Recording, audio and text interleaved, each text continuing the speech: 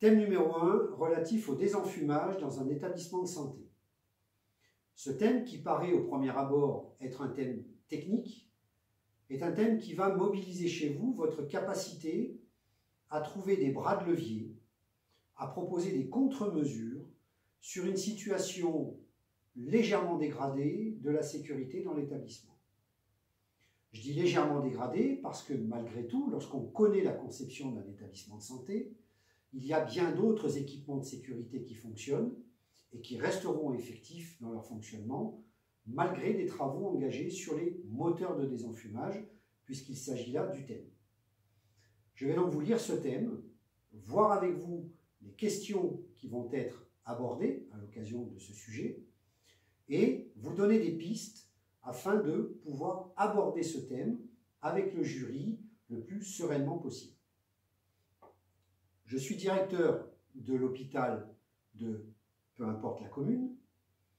Afin de répondre au sous-dimensionnement du désenfumage mécanique, il est envisagé de réaliser des travaux de remplacement des moteurs. Ces travaux vont nécessiter l'arrêt du désenfumage pendant une durée de 1 mois. En tant que chef de service de sécurité incendie, je vous demande, dans un premier temps, de me dire quels sont les risques générés par l'absence du désenfumage. Dans un deuxième temps, quelles sont les mesures que vous allez pouvoir proposer pour garantir un niveau de sécurité acceptable. Par ailleurs, à l'occasion de ces travaux, est-ce que vous allez prévenir une autorité ou des personnes, quelles qu'elles soient? Et en dernier point, est-ce que votre responsabilité peut être engagée? Et si oui, pourquoi?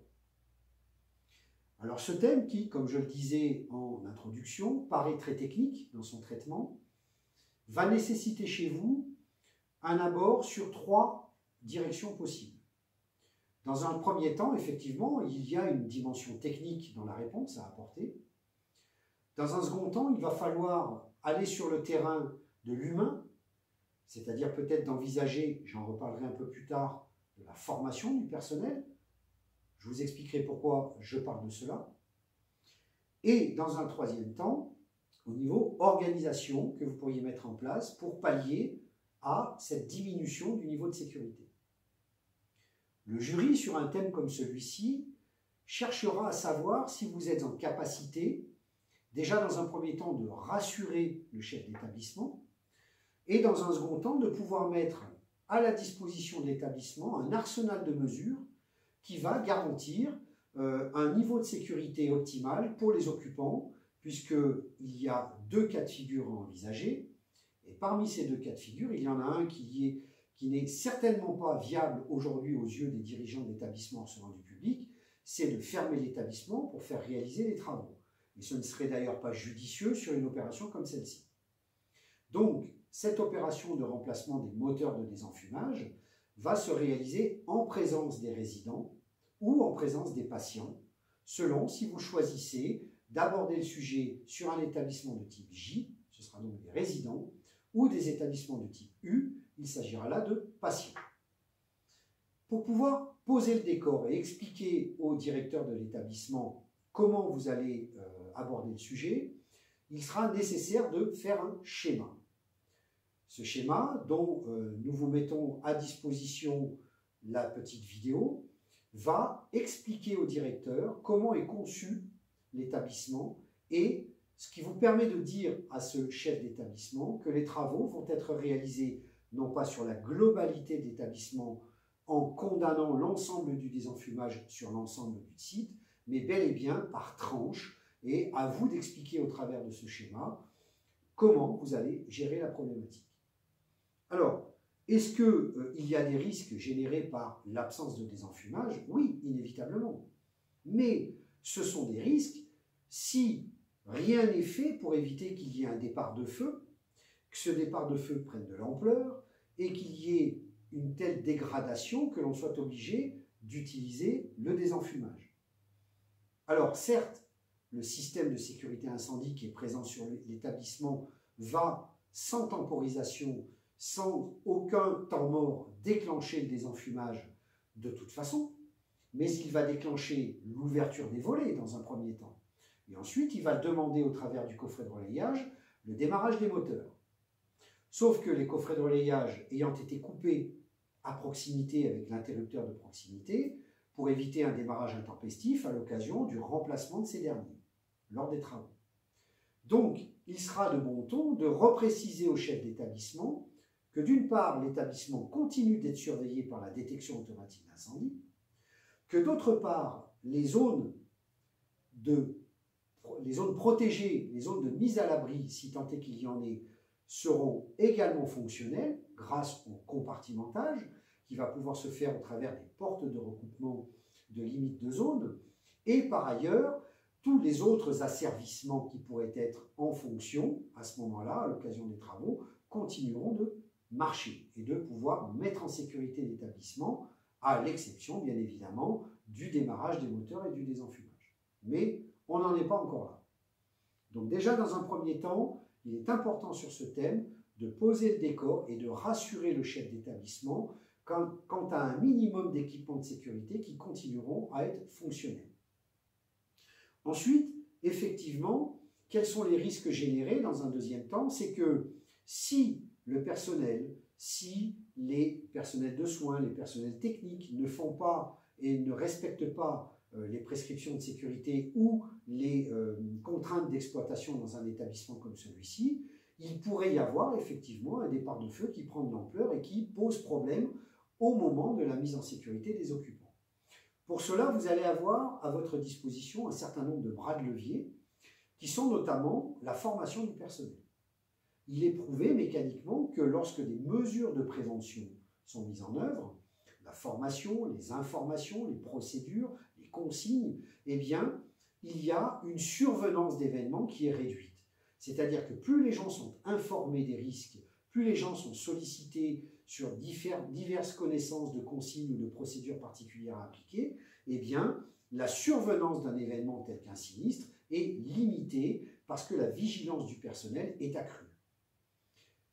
Ce qui peut aussi vous aider dans ce discours, c'est que dans un établissement de type U comme dans un établissement de type J, la formation du personnel fait partie des principes fondamentaux de sécurité dictés par l'article J3 pour ce qui est des établissements de type accueil de personnes âgées ou d'adultes handicapés ou enfants handicapés, et par ailleurs dans l'article U8 qui pose les principes fondamentaux de sécurité dans un établissement de type U et qui impose la formation du personnel à la réaction avec des moyens de première intervention, au transfert horizontal des résidents ou des patients avant l'arrivée des secours, et pour le type J, à l'exploitation du SSI. Alors vous me direz, pourquoi vous parlez de ça? Eh bien, il suffit d'annoncer au directeur d'établissement et de profiter de cette occasion pour lui rappeler que le taux de formation du personnel est relativement faible dans l'établissement et que vous pourriez profiter de cette occasion pour améliorer le niveau de sécurité de l'établissement avec une meilleure implication du personnel et une meilleure responsabilisation et de coller au règlement de sécurité grâce à cela. Donc ça, c'est un premier bras de levier que vous pourriez prendre et c'est un merveilleux axe d'entrée en matière pour le jury. Par ailleurs, effectivement, l'interdiction de fumer, qui de fait est respectée dans les établissements, mais encore on constate aujourd'hui, les actualités nous le rappellent assez régulièrement, qu'il y a dans les établissements de santé comme dans les établissements paramédicaux, soit du personnel, soit des patients ou des résidents qui continuent de fumer dans les établissements et qui sont pour 35% d'entre eux à l'origine de départ de feu. Donc même s'il y a dans l'établissement concerné par les travaux une forte mobilisation de la direction pour lutter contre le tabagisme, je dirais, anarchique, eh bien, il est de bon ton quand même de le rappeler et que ce soit une vigilance encore plus importante de la part du personnel. Par ailleurs, concernant les travaux par point chaud, seuls les travaux par point chaud urgents, exclusivement réservés à des nécessités de fonctionnement, seront maintenus. Pour des travaux par point chaud qui pourraient être différés, eh bien, ce sera le cas et vous prévoirez une programmation ultérieure. Éviter toute ignition et tout départ de feu peut être intéressant dans cette période un peu dégradée légèrement, mais dégradée malgré tout en matière de sécurité. Donc seuls les travaux urgents auront cours et notamment à cette occasion, vous mettrez en place un service de sécurité à proximité pour éviter et surtout pour garantir une réactivité maximale et optimale.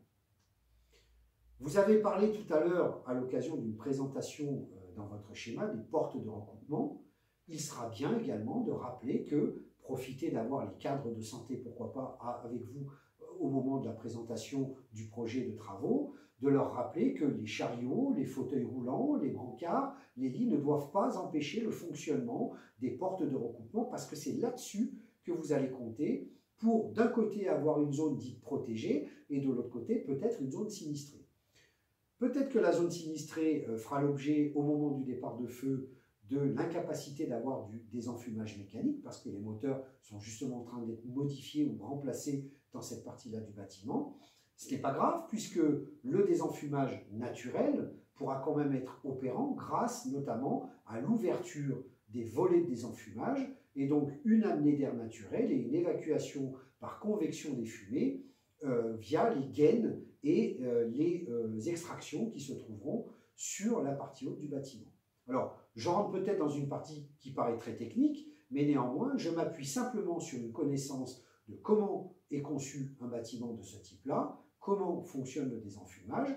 Eh bien, quand on sait que le désenfumage fonctionne d'abord par l'ouverture des volets et ensuite le démarrage des moteurs, s'il n'y a pas de moteur en toiture et s'il n'y a pas de moteur pour souffler de l'air frais, eh bien, nous utiliserons les gaines comme convection naturelle des fumées ou comme amenée d'air naturelle.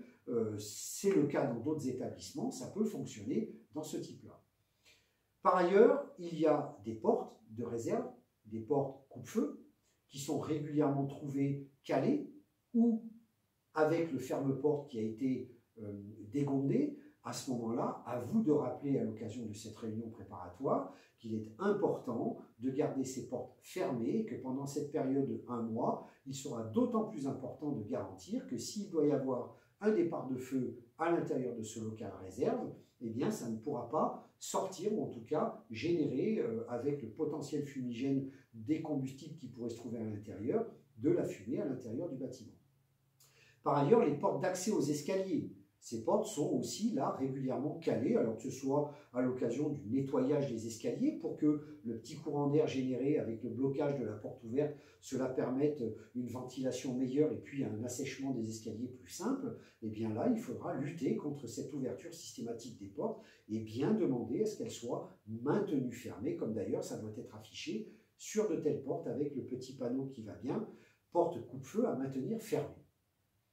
Donc, je viens de parler de l'évitement de tout départ de feu lié aux travaux par point chaud, lié aux fumeurs, lié à toute autre activité qui pourrait générer un départ de feu. On garantit le bon fonctionnement des autres équipements, hormis le désenfumage, notamment les portes de recoupement, les portes de réserve et les portes d'accès aux escaliers. Je rappelle à toutes fins utiles que les escaliers protégés sont donc désenfumés, que cette commande de désenfumage étant actionnée dès le début du feu, génère un courant d'air dans le boyau de la cage d'escalier et garantit qu'à chaque ouverture de porte pour pénétrer dans l'escalier, eh bien que les fumées éventuellement présentes dans les circulations ne pénètrent pas à l'intérieur de cet escalier et permettent une évacuation rapide et sûre et en sécurité des occupants non patients, non résidents, puisque ces derniers seront pris en charge par le personnel à l'occasion du transfert horizontal. Donc ça, c'est un premier point. Les points suivants que vous pouvez aborder concernant les mesures que vous pouvez mettre en place, hormis la formation du personnel, hormis toutes ces mesures techniques, c'est des mesures d'organisation de rondes supplémentaires. Alors ce n'est pas la peine de faire une ronde toutes les heures à un de vos agents, parce que de toute façon ça ne servira à rien. Il sera tantôt arrivé au PC de sécurité que le feu pourrait démarrer et ça n'aurait servi à pas grand-chose.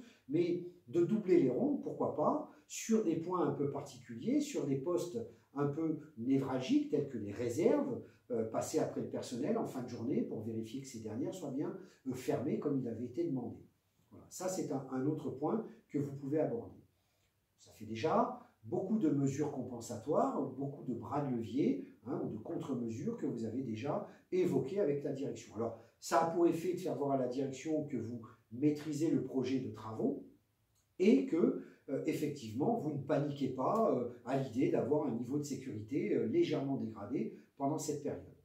Alors, Est-ce qu'on doit informer quelqu'un? Alors effectivement, le côté vulnérabilité d'établissement ne vous empêche pas de signifier au CODIS, ou en tout cas au centre de traitement d'alerte des sapeurs-pompiers de votre commune ou de votre département, bien évidemment, qu'il va y avoir des travaux sur le désenfumage pendant un mois et qu'il va y avoir une légère dégradation du niveau de sécurité à ce niveau-là.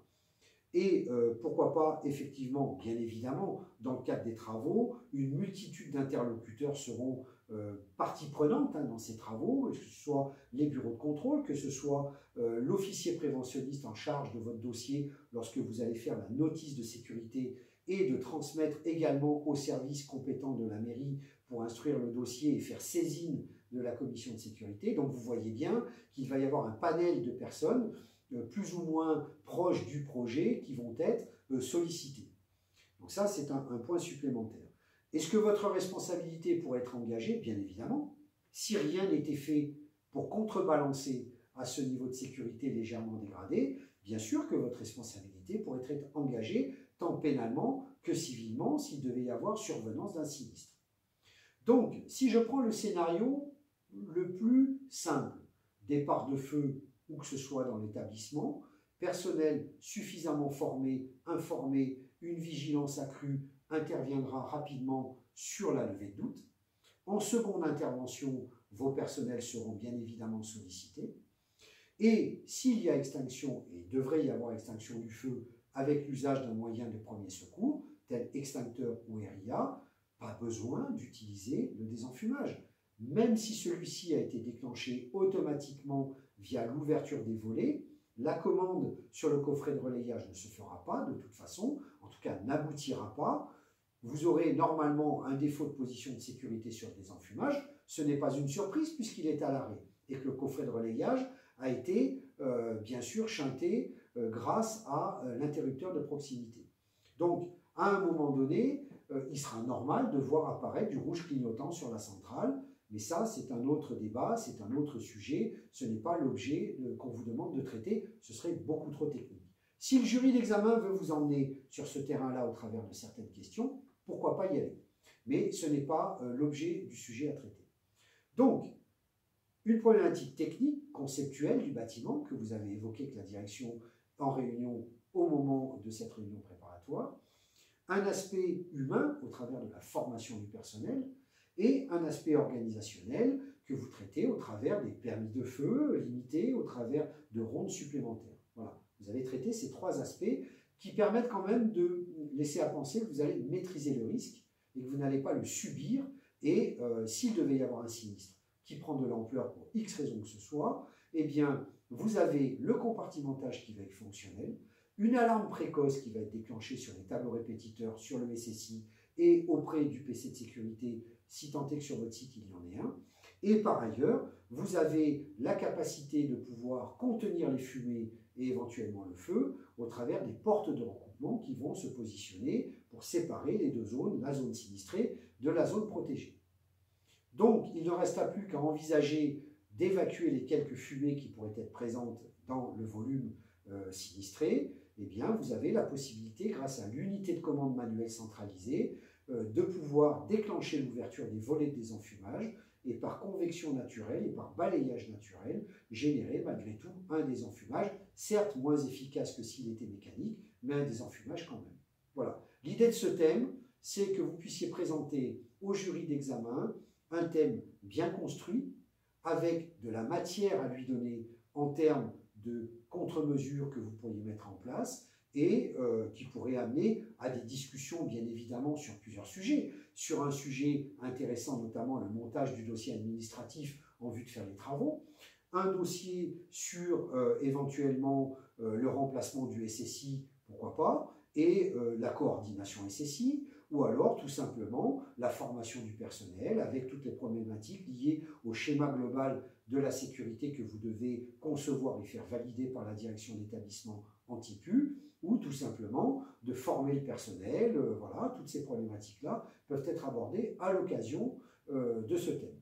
Donc, attention de ne pas faire un hors-sujet en traitant un thème purement technique, orienté exclusivement sur le SSI et sur le désenfumage. ce serait faire fausse route et ce serait ne donner qu'une des parties à la réponse demandée dans ce thème.